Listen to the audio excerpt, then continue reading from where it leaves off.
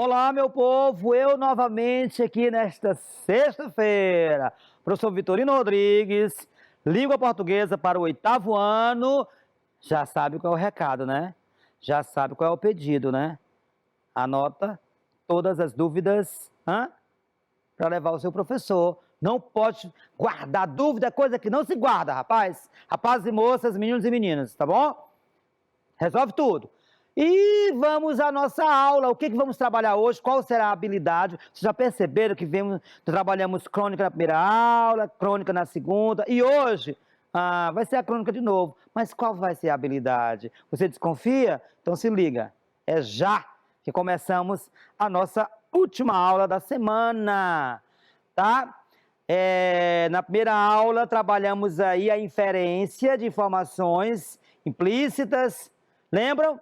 Trabalhamos a inferência de informações implícitas ali a partir de inferência local, né? Ou seja, elementos que estão no texto, ou inferência global, aquelas que vocês trazem de experiências, né, da sua vida.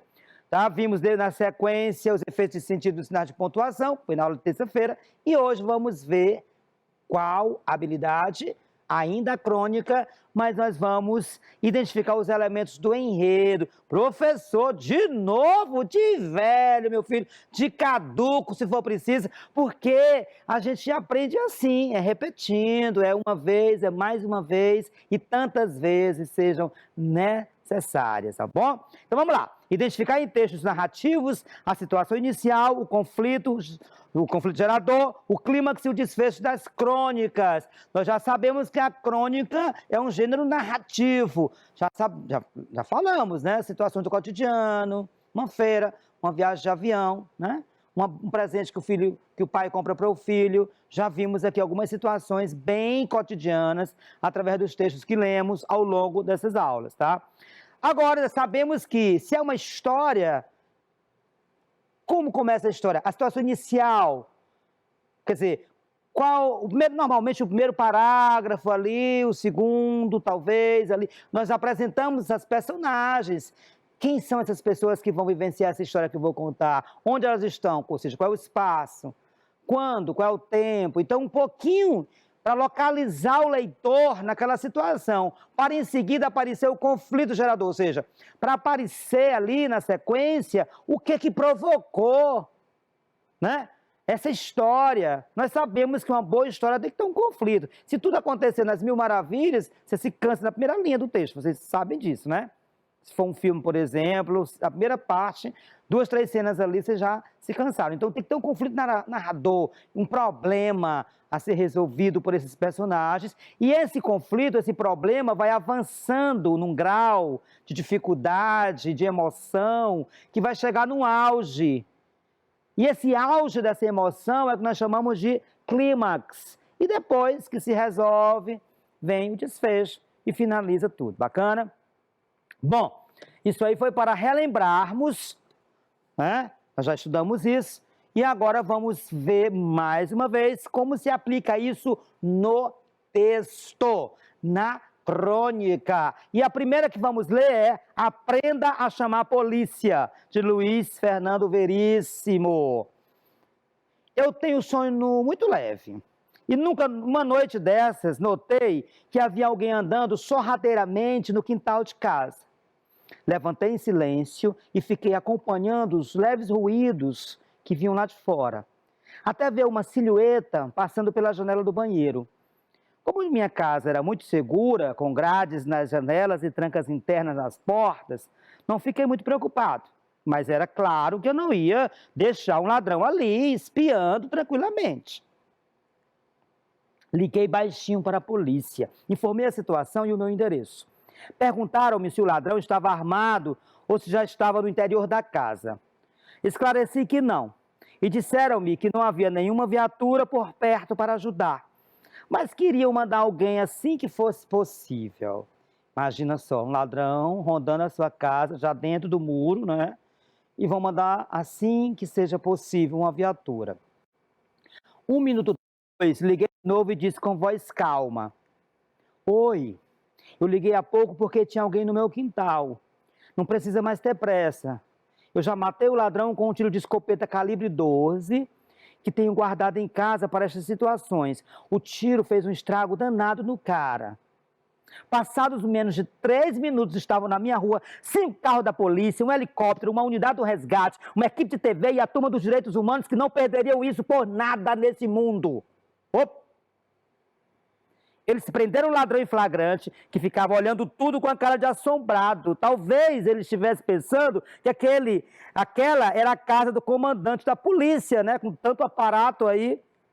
No meio do tumulto, um tenente se aproximou de mim e disse: pensei que tivesse dito que tinha matado o ladrão. Eu respondi: pensei que tivesse dito que não havia ninguém disponível. Né? Observe que há aí aquela coisa do humor, né? O Luiz Fernando Veríssimo brinca com essa questão aí, não tem ninguém, mas quando ele disse que matou e apareceu o helicóptero, apareceu todo mundo e estava lá na casa dele, né? E a partir desse texto nós vamos responder a primeira questão. O fato que provocou o desenrolar dos acontecimentos descritos no texto foi, ou seja, o que provocou o desenrolar dos acontecimentos? O sono leve do narrador numa noite qualquer, a chegada da polícia para investigar a casa do narrador, a esposa do narrador sofreu um assalto na porta de casa, a invasão à casa do narrador, onde o criminoso tentaria um roubo. Então, assim, olha só, o que acontece? O que eu posso chamar aí de situação inicial? A situação inicial é tranquila, a vida dele está lá na casa dele, está dormindo. Isso, embora não esteja muito declarado assim diretamente, mas é isso. Ele tem um sono leve, está ali dormindo. O que foi que provocou o desenrolar dessa história dele ligar para a polícia, não sei o quê, tudo isso aconteceu por quê? Qual foi o conflito gerador? O que aconteceu aí para desenvolver essa história? Isso que ele quer saber. Então eu vou dar um tempinho para vocês pensarem e volto já para comentar. Tenho certeza que vocês já sabem a resposta, mas é só para garantir, né, para que vocês repensem, reavaliem se está certo ou não. Tá? Eu volto já.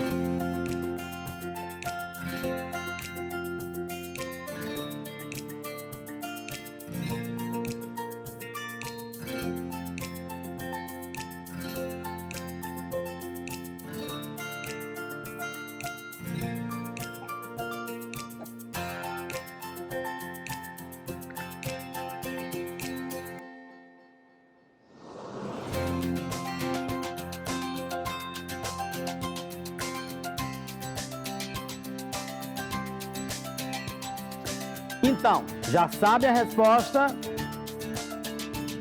Fato que provocou o desenrolar dos acontecimentos descritos. Ou seja, ele estava lá no soninho leve dele de toda noite, né?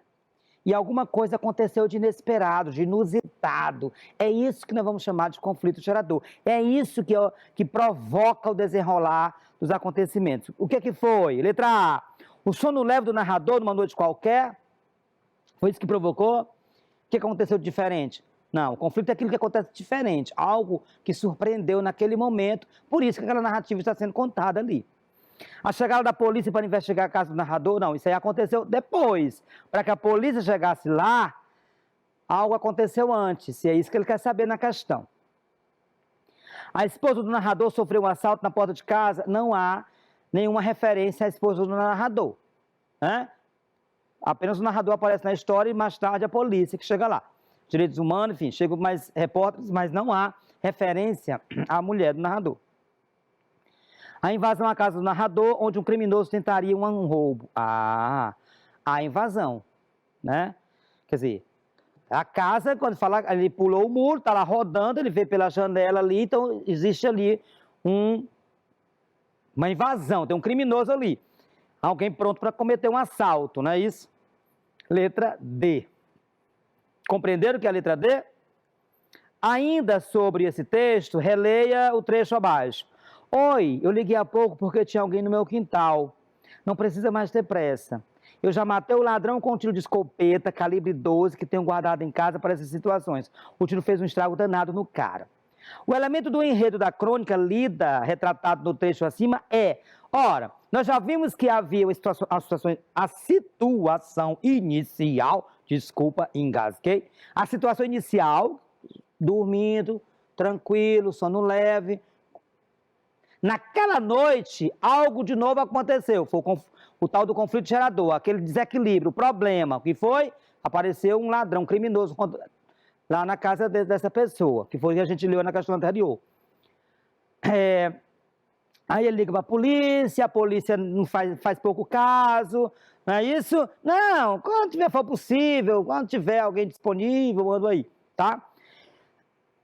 Esse trecho aqui, quando ele liga que diz que matou com o assassino com calibre 12, o tiro fez um estrago danado, esse ponto aí, a partir do momento que tem um ladrão, que ele liga para a polícia não responde, e ele liga novamente, esse gráfico aí dá conta de qual elemento é a situação inicial. Já falei sobre a situação inicial nesse instante, nessa minha narrativa. É o conflito, já falei do conflito nesse instante aí. É o clímax, não falei sobre o clímax, vamos ver aí se é o clímax. Ou é o desfecho? 10 segundinhos vocês pensarem, tá? Eu acho que vocês já sabem a resposta. Quase já respondi. Mas vocês vão aí finalizar as conclusões de vocês agora.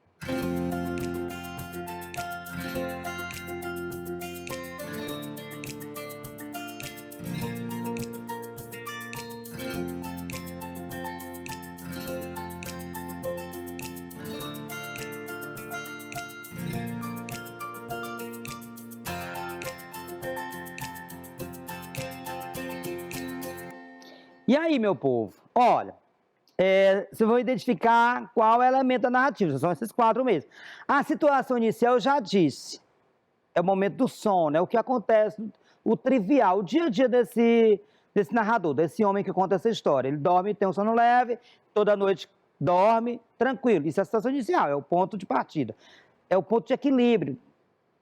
Aconteceu o conflito, aconteceu um problema. Qual foi o problema? A presença de um criminoso no entorno.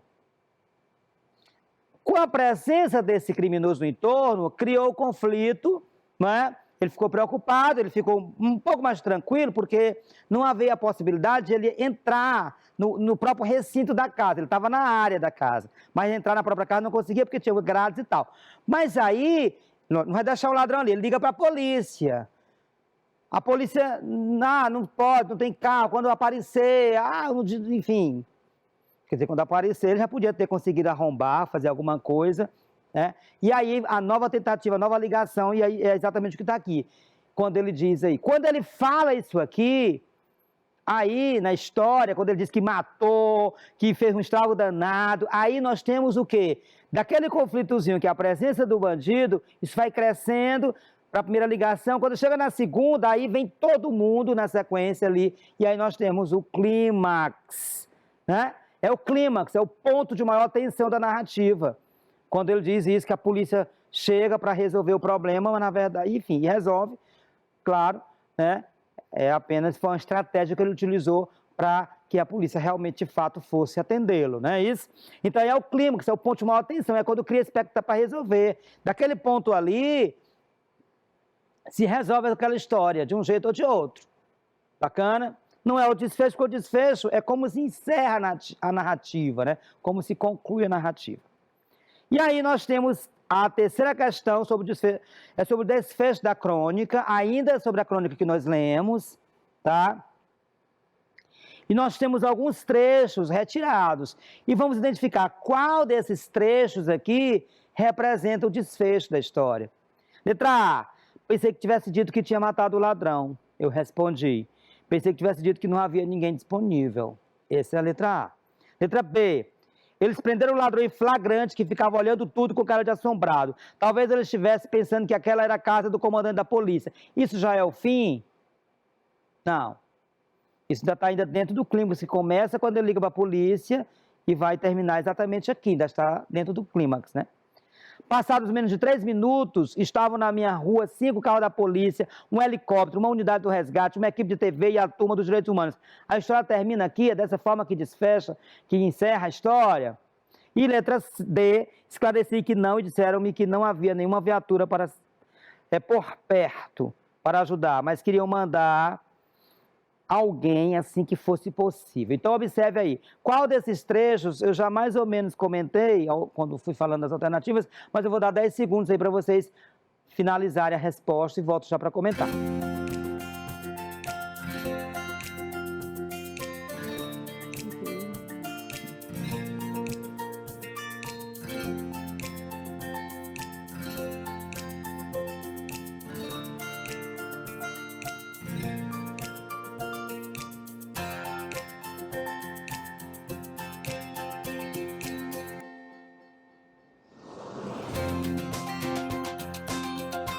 E aí?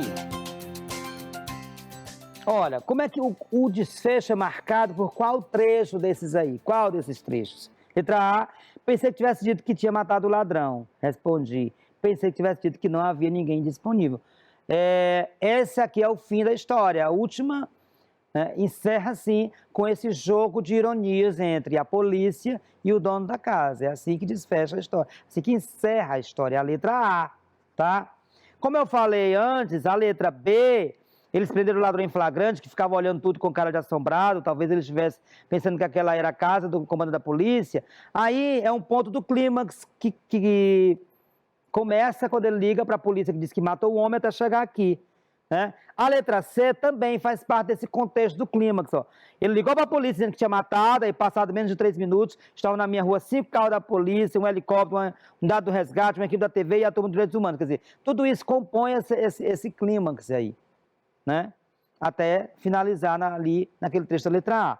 E a letra D, esclareci que não, e disseram-me que não havia nenhuma viatura. Isso aqui é lá no início, ainda no conflito, quando ele percebe a presença do criminoso na redondeza da casa, ele liga para a polícia e a pessoa diz que não tem ninguém. Ok? Então, realmente, o desfecho, o fim da narrativa é a letra A, né? Quando há aí esse embate, vamos dizer, esse embate entre os dois aí, né? Entre a polícia, que ficou chateada, porque na verdade não tinha ninguém morto, foi uma mentira que o dono da casa, né, inventou para obrigá-los aí, e ao que o dono da casa responde também que os outros mentiram, sendo que não tinha ninguém, quando tinha todo aquilo ali, todo aquele aparato para resolver a situação e simplesmente se negaram aí. Compreenderam aí? Existe aí uma ironia, existe aí uma crítica social até nesse finalzinho aí do texto. Bacana? Vamos à quarta questão. E aí nós vamos falar de um texto que nós já lemos um trechinho na aula anterior, tá? O que dizem as camisetas. Apareceram tantas camisetas com inscrições que a gente estranha ao deparar com uma que não tem nada escrito. O que é que ele está anunciando? Indagou o cabo eleitoral, apreensivo. Será que faz propaganda do voto em branco? Devia ser proibido. O cidadão é livre de usar a camiseta que quiser, ponderou um senhor moderado. Em tempo de eleição, nunca, retrucou o outro. Ou o cidadão manifesta sua preferência política, ou é um sabotador do processo de abertura democrática. O voto é secreto. É secreto, mas a camiseta não é. Muito pelo contrário. Ainda há gente nesse país que não assume a sua responsabilidade cívica, se esconde feito avestruz e, pelo que vejo, um amigo não aprova as pessoas que gostam de usar uma camiseta limpinha, sem inscrição, na cor natural em que saiu da fábrica. Né? Então, observe aí que há aí uma brincadeira aí com essa história da camiseta, que você pode usar uma camiseta tranquila, simples, que não há nenhuma intencionalidade disso, além de usar uma camiseta limpa, sem nenhuma inscrição, né? E aí nós vamos ver o conflito. O conflito dessa história, qual é o problema, assim? O conflito em torno do qual se desenvolveu a narrativa foi o fato de quê? O que gerou o problema? Letra A, alguém aparecer com a camiseta sem nenhuma inscrição. Letra B, muitas pessoas não assumirem sua responsabilidade cívica.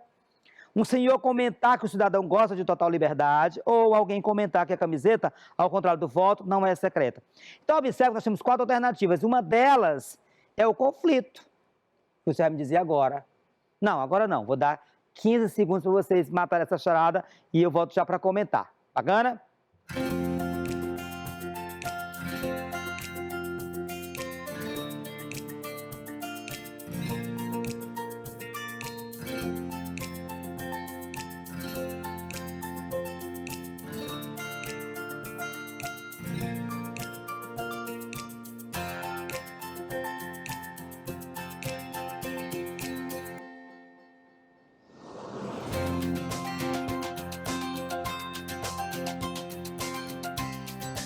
E aí, qual é o conflito? Qual é o problema? Vamos voltar um tiquinho, um tantinho aqui, bora. Apareceram tantas camisetas com inscrições que a gente estranha ao deparar com uma que não tem nada escrito. Então, tranquilo, todo mundo está com sua camisetinha ali, voto em fulano de tal, meu partido é esse. Bacana, tudo normal, tudo funcionando às mil maravilhas. Até que, opa, quem é ele que está... O que é que ele está anunciando? Indagou o cabo eleitoral apreensivo. Será que faz propaganda do voto em branco? Devia ser proibido. O cidadão é livre de usar a camiseta que quiser, ponderou um senhor moderado. Então, observe que há alguém que está usando uma camiseta que não tem inscrição, que não tem nada escrito. Né? Foi isso que gerou a confusão, gerou o conflito. Né? É normal que as pessoas usem um partido, enfim, uma ideia, uma propaganda na sua camisa. Ou seja, a sua camiseta diga alguma coisa. Quando surge uma camiseta que não diz, que não tem nada escrito, aí começa a história, aí começa o conflito. Bacana? Então vamos lá. O conflito em torno do qual se desenvolveu a narrativa foi o fato de, letra A, alguém aparecer com a camiseta sem nenhuma inscrição. É esse que gera, é isso, não é não? Olha, muitas pessoas não assumiram sua responsabilidade cívica. Não, isso é uma dedução, é um comentário que o personagem faz pelo fato de encontrar alguém sem nada escrito na camiseta, usando uma camiseta limpa. Ele faz um comentário sobre isso. Mas o que provoca esse comentário é o fato de alguém estar, né, aparecer com a camiseta sem nenhuma inscrição. A letra D, um senhor comentar que o cidadão gosta de total liberdade. Tudo isso é em consequência de alguém usar uma camiseta sem inscrição. Alguém comentar que a camiseta ao contrário do voto não é secreta. Então observe que a letra B, C e D, todas elas acontecem no texto. Professor, está tudo aí no texto, então estão todas corretas? Não, Nanina, não. Ele não é isso que ele quer saber o que gerou o conflito, qual foi o problema, né? O conflito em torno do qual se desenvolve a narrativa. O conflito é a partir de quê? A partir de que alguém aparece sem, né, com a camiseta sem nenhuma inscrição. É esse o surgimento do conflito. O conflito surge aí. A partir dele, as discussões vão acontecendo, a história vai evoluindo, e aí surgem essas informações aqui da letra B, da letra C, da letra D. Mas não é o que provoca aí é a letra A. Compreenderam bem? Por isso que muitas vezes a gente erra na prova, erra na atividade. Porque você, isso aqui está no texto, enxergou uma alternativa e pá, lasca o X ali. E não é assim, eu tenho que entender o que a questão está pedindo. Bacana? Bom, vamos aí a um texto que vocês também já conhecem, uma atividade anterior, para fecharmos a nossa aula de hoje, tá? Mendigo. Eu estava diante de uma banca de jornais na avenida, quando a mão do mendigo se estendeu. Dei-lhe uma nota tão suja e tão amassada quanto ele. Guardou-a no bolso, agradeceu com um seco obrigado e começou a ler as manchetes dos vespertinos. Depois me disse: não acredito um pingo em jornalistas, são muito mentirosos. Mas tá certo, mentem para ganhar vida. O importante é o homem ganhar a vida, o resto é besteira. Calou-se e continuou a ler as notícias eleitorais. O Brasil ainda não teve um governo que prestasse, nem rei, nem presidente, tudo uma cambada só. Reconheceu algumas qualidades nessa ou naquela figura, aliás, com invulgar pertinência para o mendigo, né? Mas isso, a seu ver, não queria dizer nada. O problema é o fundo da coisa, o caso é que o homem não presta. Ora, se o homem não presta, todos os futuros presidentes serão ruins, serão ruínas, né? A natureza humana é que é de barro ordinário. Meu pai, por exemplo, foi um homem bastante bom, mas não deu certo ser bom durante muito tempo. Então ele virou ruim. Suspeitando de que eu não estivesse convencido da sua teoria, passou a demonstrar para mim que também ele era um sujeito ordinário como os outros. O senhor não vê? Estou aqui pedindo esmola quando poderia estar trabalhando. Eu não tenho defeito físico nenhum e até que não posso me queixar de saúde. Tirei do bolso uma nota de 50 e lhe ofereci pela sua franqueza. Muito obrigado, moço, mas não vá pensar que eu vou tirar o senhor da minha teoria, não. Vai me desculpar, mas o senhor também, no fundo, é igualzinho aos outros. Aliás, quer saber de uma coisa? Houve um homem de fato bom, chamava-se Jesus Cristo. Mas o senhor viu o que fizeram com ele, né? Então, para gostar de ler, volume 2, São Paulo, Ática. Então, olha só, tem um mendigo que chega ali na banca de revista e tal, e aí a história começa. Nós vamos agora responder a quinta questão sobre esse trechinho aí da história. Eu estava diante de uma banca de jornais na avenida quando a mão do mendigo se estendeu. Dei-lhe uma nota tão suja e tão amassada quanto ele. Guardou-a no bolso, agradeceu com um seco obrigado e começou a ler as manchetes dos vespertinos. Depois me disse: o que caracteriza o trecho acima como situação inicial. Essa é a situação inicial, é o primeiro parágrafo do texto. Agora, o que caracteriza esse trecho como situação inicial é o que efetivamente estamos pedindo aqui na questão. Compreendeu? Sempre fiquem ligados no enunciado da questão para ver o que realmente está se pedindo ali. Ele já disse que é a situação inicial, ele quer saber o que caracteriza esse trecho como situação inicial, ou seja, o que é uma situação inicial, que tipo de informação traz a situação inicial de uma crônica, pelo menos na estrutura tradicional, né? Mas, né? Ok? Em geral, é isso. Letra A apresentação dos personagens do espaço da narrativa. Letra B, o aparecimento do conflito da história narrada. Letra C, apresentar o auge do conflito narrativo. E letra D, a antecipação do final da história, tá? Vamos analisando juntos aqui? Ora, se eu vou iniciar uma história, eu preciso, para que o leitor viaje na minha história, para que ele possa acompanhar, ele precisa entender sobre quem são essas pessoas que estão nessa história, ou seja, quem são os personagens, em que lugar eles estão, qual é o espaço dessa narrativa, e que tempo, quer dizer, tudo isso pode ser de uma forma assim bem indeterminada, mas está ali de alguma forma, pode ser de forma vaga, mas está ali. Então, por isso que a resposta é a letra a apresentação dos personagens e do espaço da narrativa. Sim, nós temos a banca de revista, é o mendigo, é alguém que está aí, que dá ali a esmola para o mendigo. Então, está aí. A partir daí, aí vai aparecer o conflito, mas não é na situação inicial. Já é o surgimento do conflito gerador, que já é uma outra parte. O auge do conflito é o clímax, que vem depois, e não é também a antecipação do final da história, tá? Não tem nada a ver, né? Quer dizer, dentro de uma estrutura tradicional da narrativa, não é isso. Não vai antecipar.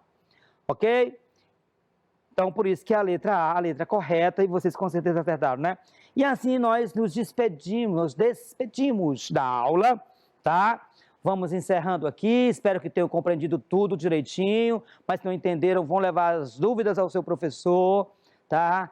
E ficarei aguardando vocês para a próxima semana, tá bom? Por enquanto, fiquem bem, fiquem em paz, fiquem com saúde, tá?